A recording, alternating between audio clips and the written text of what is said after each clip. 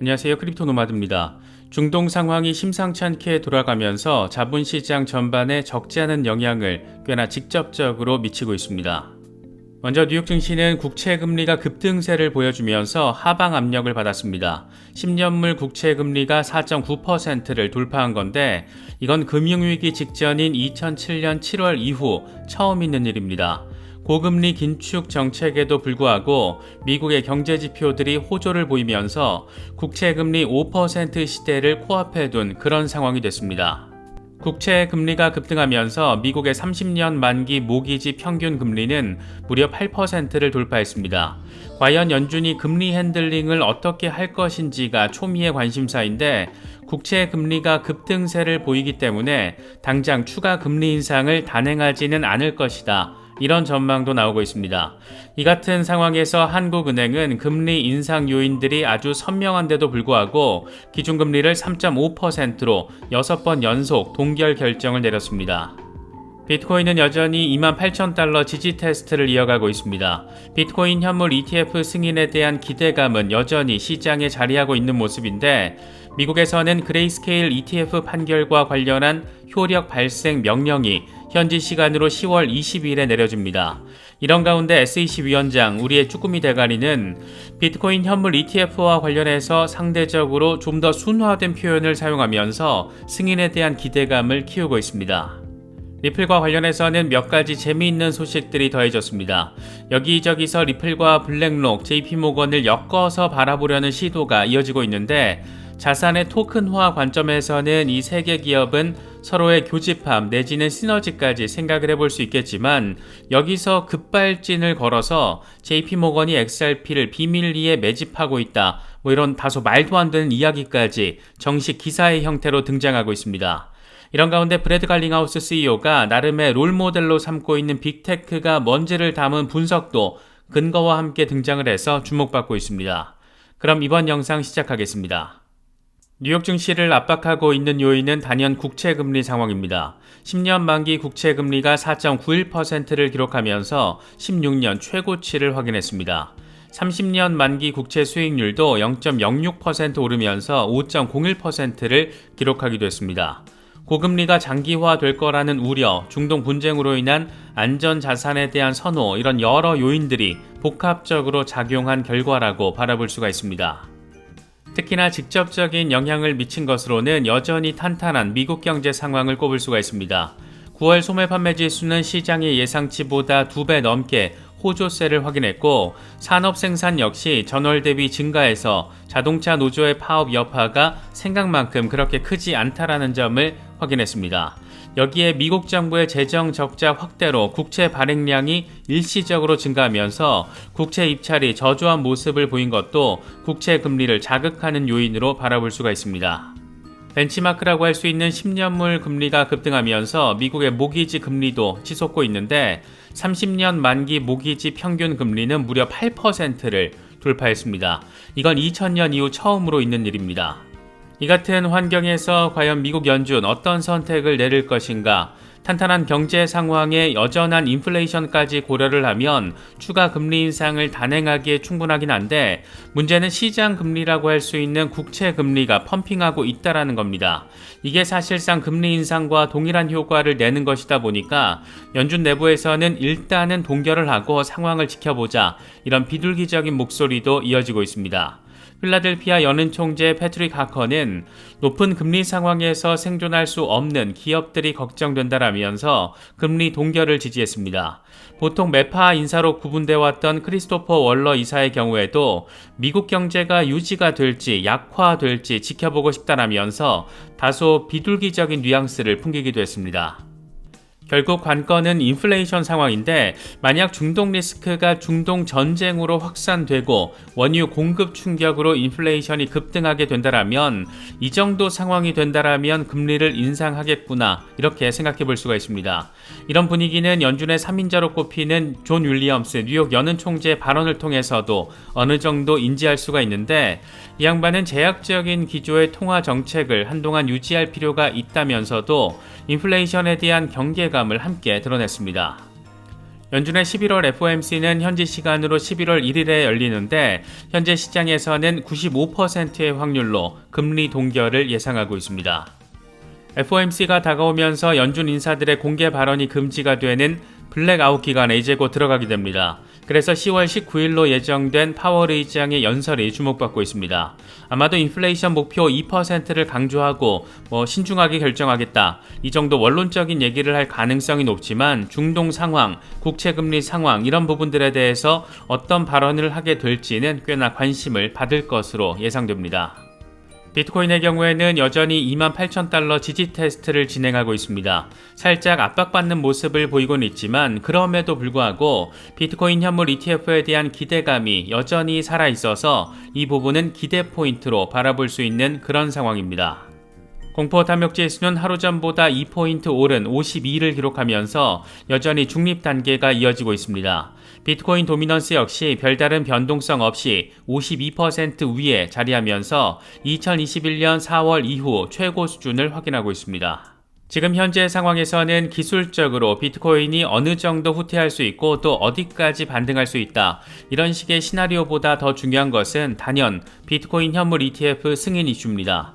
우선 주목받고 있는 것은 현지 시간으로 10월 20일 그레이스케일 사건에 대한 법원의 효력 발생 명령입니다. SEC가 항소를 포기했기 때문에 법원이 8월에 내렸던 판결의 효력을 인정하는 명령을 내리는 절차가 이번에 진행되게 되는 겁니다.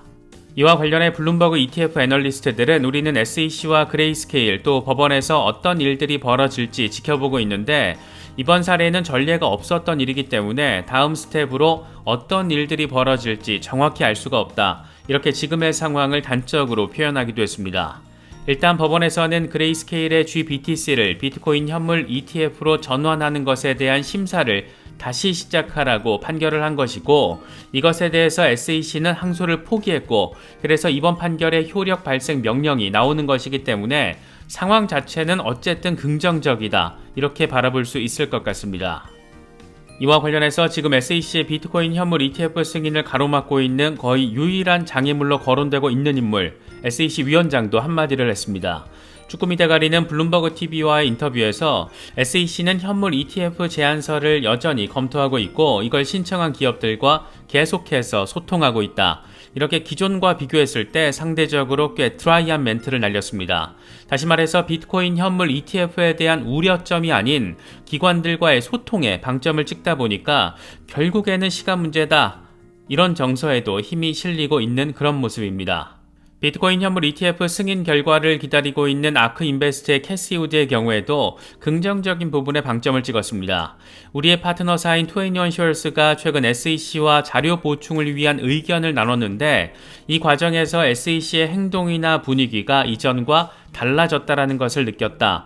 SEC의 요구에 따라서 5페이지 정도 필요한 정도를 추가했는데 이것만으로도 상당한 진전이라고 평가할 수 있다. SEC가 비트코인 현물 ETF를 승인한다면 기관 투자자들이 대거 유입될 것이고 이변이 없다라면 비트코인은 2030년 60만 달러까지 상승할 것이다. 이렇게 강조했습니다. 재미있는 것은 고래들의 움직임입니다. 센티멘트 데이터를 보면 비트코인 100개 이상을 보유한 주소수가 10월 13일 코인텔레그래프의 오보 이후에 115개가 늘어나서 15,970개 이렇게 됐다라고 평가했습니다. 불과 5일 사이에 비트코인을 100개 이상 보유한 지갑수가 무려 115개나 증가를 한 겁니다. 고래 자금이 움직이고 있다는 점 느낄 수 있는 부분입니다. 크립토 시장 분석 플랫폼 큐빅의 애널리스트 케일러 프란제는 비트코인이 차트와 온체인 지표 모두 강세 시그널을 보이고 있어서 강세장이 펼쳐질 가능성이 매우 크다 이렇게 진단을 했습니다. 주간 차트 기준으로 비트코인은 200주 단순이동 평균과 200주 지수이동 평균 사이에 위치하고 있는데 이 중에서도 지수이동 평균을 지지선으로 삼고 있다. 이건 긍정적인 움직임이다. 특히 비트코인 가격이 온체인 지표인 단기 보유자 실현 가격선을 상회하는 건 역시 강세 시나리오에 힘을 실어주는 부분이다. 이렇게 강조했습니다. 이번에 코인베이스가 미국 이외 지역의 개인 이용자들에게 무기한 선물 거래를 제공하기로 했는데 포함된 종목들이 주목받고 있습니다. 코인베이스는 전문 투자자용 트레이딩 서비스인 코인베이스 어드밴스드를 통해서 미국 이외 지역 개인 고객들을 대상으로 무기한 선물 계약을 제공한다라고 밝혔습니다. 지원되는 종목은 비트코인과 라이트코인, 이더리움, 리플 이렇게 4가지입니다. 라이트코인과 리플이 포함됐다는 점 생각거리를 안기는 부분이 아닐까 싶습니다. 특히나 리플의 경우에는 최근 들어서 블랙록, JP모건과 엮여서 여러가지 관점으로 기사화가 이어지고 있습니다. 전망과 분석에 가까운 이야기가 있는 반면 다소 허황된 말도 안 되는 루머 수준의 이야기도 기사의 형태로 유통되고 있습니다. 유통되는 정보를 아무 생각 없이 멍 때리면서 받아들이면 된통 바보가 될 수 있는 그런 환경이기도 한 겁니다. 최근 포브스의 선임 기고자 빌리 반브로는 블랙록과 JP모건이 전략적인 행동에 나섰다라면서 암호화폐 시장의 급격한 상승 발판을 마련하고 있다라는 취지의 기사를 내보냈습니다. 문제는 기사 제목에다가 비트코인, 이더리움, XRP 강세 이렇게 표시를 하면서 여기서 파생될 수 있는 잘못된 해석의 여지를 남겼다라는 데 자리하고 있습니다. 이번 포브스 기사는 우리가 여러 번 짚어봤던 블록체인 기반의 담보 결제가 성공했다라는 내용이고 블랙록이 자사의 머니마켓 펀드 주식을 JP모건 블록체인에서 토큰화했고 이걸 바클레이스의 담보 결제를 진행했다라는 내용입니다. 자산의 토큰화를 통한 실시간 결제 구현, 이게 JP모건의 블록체인 네트워크를 통해서 성공했다라는 점이 상당한 관심을 모았습니다. 그런데 이런 상황을 놓고 크립토 전문 미디어, 특히 마이너 미디어들이 XRP와의 연관성, 관련성을 끼워 맞추는 시도가 이어지고 있습니다. 얼핏 보면 블랙록과 JP모건이 XRP를 가지고 뭘 한다라고 해석될 수 있는 그런 내용이기도 합니다. 이건 코인피디아 기사 내용인데 블랙록과 JP모건 이야기를 하면서 갑자기 XRP가 27달러에 도달할 것인가 이렇게 이야기를 이어가고 있습니다. 암호화폐 시장의 랠리 가능성에 XRP를 끼워 넣어서 분위기를 조성에 나서겠다 이런 의도를 느낄 수 있는 부분입니다. 이건 더크립토얼럴트.com이라는 블로그 성격의 크립토 사이트인데 제목 자체가 굉장히 거창합니다. 블랙록과 JP모건이 XRP를 비밀리에 축적하고 있다. 이게 만약 사실이라면 정말 한바탕 난리가 날 수 있는 그런 상황. 그래서 물론 이건 말도 안 되는 내용입니다. 내용은 더 신박합니다. JP모건이 전체 자산의 7.5%를 XRP에 투자하고 있다. JP모건이 이걸 공식적으로 확인해 두지 않고 있는데 이런 침묵에도 이유가 있을 것이다. 이 같은 내용을 기사의 형태로 전달하고 있습니다. 뭣도 모르는 사람이거나 이걸 진짜라고 믿고 싶은 사람들에게는 상당히 반갑게 느껴질 수 있는 내용들이지만 이건 어디까지나 희망회로에 근거한 가짜뉴스이고 근거라고는 상상력밖에 없습니다. 문제는 이게 기사의 형태로 제작되어서 X 플랫폼 같은 글로벌 SNS 플랫폼에서 아주 적극적으로 유통되고 있다는 겁니다. 안 그래도 코인텔레그래프 오보 사태로 인해서 상당히 시끌벅적했는데 정보 소비자로서 정신 바짝 번쩍 차리지 않으면 정말 바보 될 수 있다는 것. 이런 환경은 강세장이 다가올수록 더 강화되고 악화될 수 있다는 것. 우리 같은 투자자들은 늘 경계하면서 정보를 수용해야 한다. 미디어 크리틱이 중요하다. 이런 점 체크하시면 더 좋을 것 같습니다. 이런 가운데 리플이 아마존과 유사한 구조를 가지고 사업을 진행시키고 있다라는 분석이 나왔습니다. 자칭 타칭 암호화폐 전문가라고 불리는 제이스 프리드먼이 밝힌 내용인데 리플이 아마존의 비즈니스 모델을 채택하고 있다라는 주장이 핵심입니다. 이건 다시 말하면 당장 돈을 버는 수익화보다는 장기적인 비전의 확장에 초점을 맞추고 있다라는 건데 제프 베이조스가 수익보다 비전을 중시한다라고 밝힌 것을 근거로 지금 브래드 갈링하우스의 전략과 상당히 비슷하다 이런 부분을 강조하고 있는 겁니다.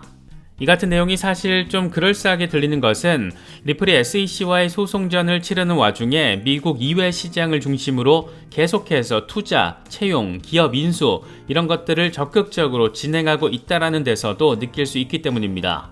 과연 10년 뒤 리플은 아마존과 같은 성과를 내는 빅테크의 한 곳이 될 수 있을까? 이 정도만 돼도 10년 뒤에 인생 역전하게 될 XRP 투자자들 꽤나 많이 나오지 않을까 싶긴 한데 물론 10년이라는 긴 시간 동안 꾸준히 투자 스탠스를 유지한다는 것 이 역시 간단치가 않다. 굉장히 아주 많이 어려운 일이다. 이런 점도 생각해 볼 수 있을 것 같습니다. 리플의 연례 행사인 리플 스웰이 올해는 11월 8일부터 이틀 동안 두바이에서 열리게 됩니다. 올해 리플 스웰 스피커 명단도 공개가 됐는데 브래드 갈링하우스 CEO와 모니카 롱 사장을 비롯해서 폴리곤의 창업자, 서클 부사장 등이 연사로 나서게 됩니다. 리플 스웰이 어느 지역에서 열리는지 또 이 자리에서 어떤 비전이 제시될지 이런 것 등은 해마다 화두가 되는데 지난해에는 새로운 크립토 금융 중심지로의 도약을 꿈꾸는 런던, 특히 런던 중앙은행과 리플랩스의 파트너십이 장기간 이어왔다라는 점, 이런 것들이 시너지를 내면서 상당한 관심을 받았었고 재작년의 경우에는 유동성 허브에 대한 비전이 제시되기도 했습니다. 글로벌하게 바라봤을 때 가장 크립토 친화적인 도시 두바이에서 최근 리플랩스는 정식 라이선스를 얻었고 사무실까지 오픈을 했는데 리플 스웰 개최지가 하필 또 두바이라는 점, 리플 스웰 전후로는 XRP 가격이 긍정적인 흐름을 보였던 경우가 더 많았다라는 점 생각을 해보시면서 11월 8일과 9일을 기억하시는 것도 나쁘진 않을 것 같습니다. 리플 XRP의 경우에는 아직 의미 있는 반등세를 보이지 못하고 있습니다. 이와 관련해서 XRP 맥시멀리스트 다크 디펜더는 월간 차트를 기준으로 리플은 지난 한 주 동안 수평 이동을 이어가며 0.52달러에서 0.46달러 사이의 피보나치 레벨을 유지했고 이에 따라서 주요 저항선을 유지하며 상승 추세를 이어가고 있다. 웨이브 1은 0.89달러와 1.88달러 사이로 예상을 했었는데 이건 0.91달러로 최종 확정이 됐고 웨이브 2는 7월에 0.46달러에서 0.39달러 사이로 예상을 했다. 이제 웨이브 3의 경우에는 1.33달러 목표를 향할 것으로 예상되는 피보나치 목표를 기준으로는 1.88달러와 5.85달러다. 사람들은 매일 XRP가 실패한다라고 생각하지만 매일 성공에 가까워지고 있다. 이렇게 말했습니다. 익명의 분석가 XRP 캡틴의 경우에는 XRP 주간 차트를 기준으로 좀 더 전폭적인 가격 전망을 제시했습니다.